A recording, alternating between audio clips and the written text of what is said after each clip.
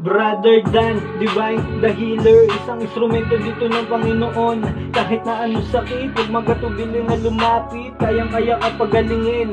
Mas mabisa ang gamutan, mabilis lang gagaling kapag malakas ang pananampalataya, tiyong paniniwala sa Diyos. Oo, yan ang ating unang isa puso, walang imposible pag sa Kanya nagtiwala.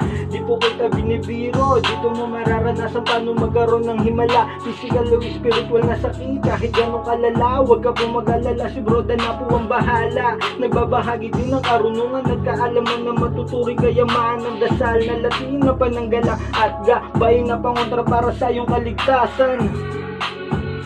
Malang gabi po sa inyo lahat mga kapatid.